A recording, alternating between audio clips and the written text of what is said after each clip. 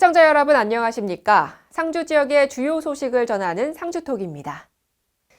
경찰청은 9월부터 11월 30일까지 우리 일상생활 속에서 서민을 불안하고 불신, 불행하게 만드는 서민 산불 사기 범죄 근절을 위해 총력 대응에 나섰습니다. 경찰에 따르면 전국 사기 범죄는 지난해 기준 약 27만 건으로 지난해 기간 같은 대비 16.6% 증가했으며 경북도 내 사기 범죄는 2018년의 경우 전년 대비 32.8%가 늘어나 14,080건이 발생한 것으로 집계됐습니다. 막대한 재산 피해로 국민의 삶을 피폐화시키고 사회 구성원 간 신뢰를 파괴하는 사기 범죄를 예방하고 국민 불안을 해소하기 위해 경찰이 적극 앞장서고 있습니다. 이번에 서민 산불 사기 범죄로 선정한 분야는 피싱 사기, 생활 사기, 금융 사기 등으로 모두 우리 생활 주변에서 쉽게 접근할 수 있는 유형들입니다. 보이스피싱 및 메신저 피싱의 경우에는 첫 번째로 의심스러운 전화는 끊고 메신저로 돈을 요구했을 때 반드시 본인 및 사실 여부를 확인합니다. 또 이미 금전을 송금한 경우라면 국번 없이 경찰청 112 또는 금융감독원 133이 피해 상담 및 환급으로 전화하시기 바랍니다.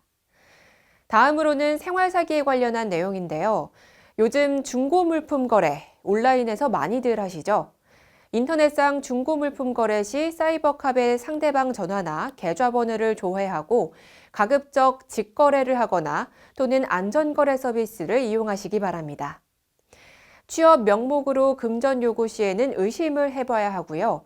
전세 계약 시 등기부등본상 소유자 일치 여부를 확인하고 부동산 중개인 자격증 및 공제보험을 확인하시기 바랍니다. 마지막으로 금융사기 관련 내용입니다. 등록된 업체인지 확인하고 투자 대상을 필수로 확인합니다. 다음으로는 원금과 고수익 모두 보장할 땐 일단 의심부터 하고 다단계 판매업 등록 여부를 확인합니다. 대출을 미끼로 선수금을 요구하는 경우에는 주의하시기 바랍니다. 교통사고 발생 시 보험사 또는 경찰에 신고하고 사진 촬영 목격자 등 자료를 확보합니다. 산불 사기 피해를 예방하기 위해선 지금까지의 내용을 꼭 기억해 주시기 바랍니다. 모두가 안전한 사회로 거듭날 때까지 주의하시기 바랍니다.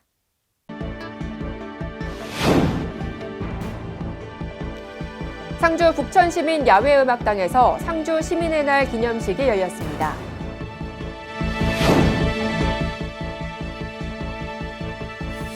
제11회 화령전투 전승 기념식이 개최됐습니다.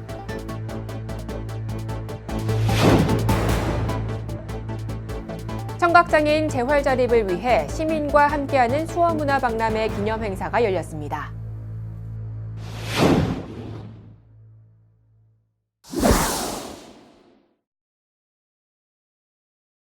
(2019) 상주 시민의 날을 기념하는 기념식과 함께 상주 시민상 시상식이 상주 북천 시민 야외음악당에서 열렸습니다. 상주 시민의 날은 1999년 6월 상주 시민의 날 제정 및 기본 계획을 수립하고 기관단체와 시민들을 대상으로 의견을 수렴해 같은 해 10월 11일 조례 제308호로 확정 공포했으며 2000년 10월 12일 시민의 날 선포식을 개최했습니다. 이어 상주 시민의 날은 매년 10월 12일로 확정했습니다. 이날 상주시민상에는 문화체육부문 김명희, 사회복지부문 전일남, 산업건설부문 김인훈, 특별부문 김양락 씨가 각각 수상했습니다. 한편 시민의 날 기념식은 낙동강 7경 문화한마당과 병행해 샌드아트, 기념 퍼포먼스, 유명 연예인, 지역 가수 등이 대거 출연했습니다. 다음 소식입니다. 매년 상주시는 6.25 전쟁 당시 낙동강 방어선 구축에 결정적으로 기여했던 화령전투의 승리를 기념하기 위해 전승 기념 행사를 열고 있는데요. 올해도 상주시와 54단이 공동으로 주최하고 대한민국 6.25 참전 유공자회 상주시 지회 주관으로 개최됐습니다. 화령전투 당시의 승리를 기념하면서 참전용사 헌신에 감사와 경의를 표하고 민관군 화합의 문화축제로 발전시켜 호국 정신 계승과 시민 학생들의 안보 의식을 향상시키는 데 목적을 두고 있습니다. 화령 전투는 1950년 7월 17일부터 22일까지 경북 상주시 화령 지역에서 국군 17연대가 북한군 15사단을 경멸해 낙동강 방어선 구축에 결정적으로 기여하며 전쟁의 판도를 바꾸어 놓은 역사적인 전투입니다. 학생들도 전쟁의 아픔을 간접 체험하며 참전용사에 대한 고마움과 호국 정신을 배울 수 있는 계기가 됐습니다. 화령 전투의 승리를 기념하고 참전용사에 대한 감사함과 호국 정신을 되새기기 위해 매년 열고 있는 상주 화령지구 전투 전승 기념 행사, 지역 민관군 화합의 문화축제로 자리매김하고 있습니다. 다음 소식입니다. 청각장애인 재활 증진을 위한 수어문화박람회가 상주 왕산공원에서 개최됐습니다. 경북 농아인협회 상주시지회와 수어통역센터 주관으로 열린 이날 행사는 기념식과 문화공연, 수어를 경험할 수 있는 다양한 체험으로 진행됐습니다. 수어문화박람회는 수화 노래와 연극, 신앙송, 공연에 이어서 청각장애인 관련 물품 및 수가체험, 관련 상품 판매, 체험부스 운영 등으로 다채롭게 진행됐습니다. 한편 청각장애인의 의사소통인 수어는 지난 2015년 12월 30일에 국회를 통과했고 2016년 2월 3일에 법으로 제정돼 8월 4일 시행됐습니다. 이후 언어로 인정받게 됐는데요. 이번 행사를 계기로 수어 문화와 체험을 통해 농인과 수어에 대한 긍정적 이미지 제고와 인식 개선으로 사회적 편견을 해소하길 기대합니다. 다음 소식입니다. 상주시는 상주시청 대회의실에서 유광수 구미세관장, 정창록 경상북도 경제진흥원장, 황천모 상주시장, 정재현 상주시 의회 의장 등 20명이 참석한 가운데 3자 간 업무 협약을 체결했습니다. 이에 따라 구미세관은 중소기업 수출 지원 프로그램, FTA 원산지 인증 수출자 프로그램 등 관세 행정 서비스와 수출 관련 정보 등을 공유할 수 있도록 지원합니다. 경상북도 경제진흥원은 지역 중소기업 기술성장 기반 구축과 강소기업 육성을 위한 메뉴 사업을 상주시와 연계해 기업 주도 맞춤형 시책 사업을 추진할 예정입니다. 이번 업무 협약은 2020년부터 기업 주도 성장 단계별 지원 사업을 통해 수출 희망 기업들의 해외 판로 개척과 지역 기업들의 혁신적인 기술 개발, 기술 성장을 지원하려는 것입니다. 이를 통해 강소기업을 육성하고 지역 경제에 활력을 불어넣겠다는 구상인데요.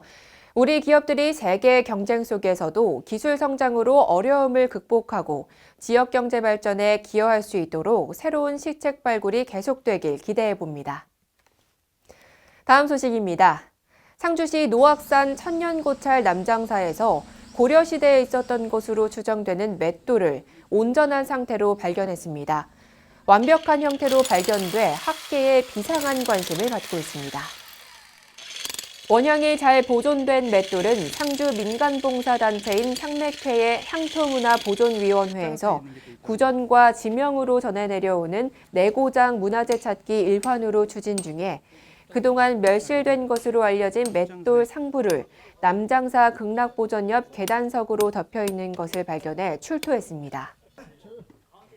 이번 발견된 맷돌 상부에는 중앙에 원좌가 있고 그 중심에 원공을 시공하여 상석을 돌리는 축을 꽂도록 되어 있으며 원자 주위로 넓고 깊은 홈이 있습니다. 또 한쪽으로는 유출구가 마련되어 있습니다. 각 면의 치석수법이나 조성 양식으로 보아 고려시대 중기의 맷돌로 추정된다고 밝혔는데요. 이날 출토에는 관련 전문가들과 함께 조심스레 상주재를 발굴하여 기존 맷돌 하부와 맞춰 수백 년의 온전한 맷돌로 다시 태어나는 기쁨을 맛보았습니다. 다음 소식입니다. 수확의 계절 가을입니다.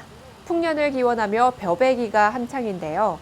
국회 환경노동위원회 이미자 의원이 상주시 성동동 일원의 현장을 방문해 바쁜 수확기 농민들을 위해 벼수확 등 농촌 일손 돕기에 동참했습니다. 이날 임 의원은 농민들과 함께 구슬땀을 흘리며 벼를 수확하고 농민들의 애로사항을 현장에서 직접 청취하며 지역 농산물 홍보에 대한 고민도 털어놓았습니다.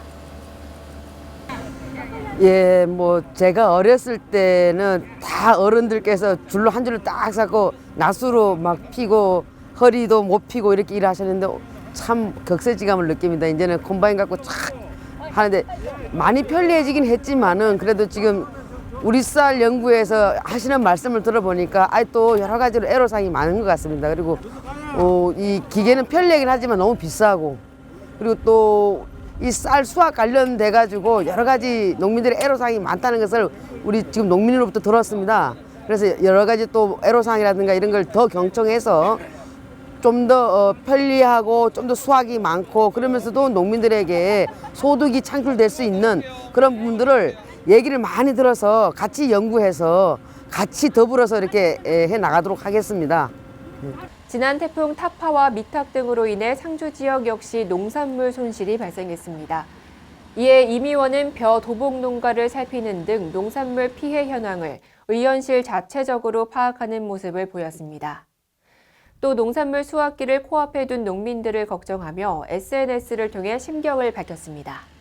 예찬벼가 일단은 작년에 상주시에서 식미평가를 한 결과 일품보다 우수하게 밥맛이 좋다고 평가가 되었고 올해 식량가공원에서 종자를 한 500kg 가지고 와서 상주쌀 연구에서 현재 2만 평을 심어두고 그걸 내년에 상주시 전역에 종자로 공급할 그런 계획입니다. 그러면 우리가 이제 그 예찬벼가 특성이 뭐가 우리 지역에 뭐가 좋을까요? 지금 기존에 농사 짓는 거. 농사 짓는 거 일단은 올해같이 태풍이 많이 오는 해에 도복이 강하고 일단 뭐 키가 적으니까 도복도 강하겠죠. 그리고 또 수량도 많고 병에도 강하고 일단 쌀 벼 모양이 외관이 좋고 단백질 밥맛을 좌우하는 단백질 수치가 낮으니까 아마 여러모로 일품배보다 더 나을 것 같습니다. 상주 시민을 우선 생각하는 이미자 국회의원의 앞으로의 행보가 기대됩니다. 또 태풍 타파와 미탁이 지나갔지만 300의 고장인 상주답게 상주쌀이 최고의 품질을 유지할 수 있길 기원합니다. 이상으로 상주톡을 모두 마치겠습니다. 시청해주신 여러분 고맙습니다.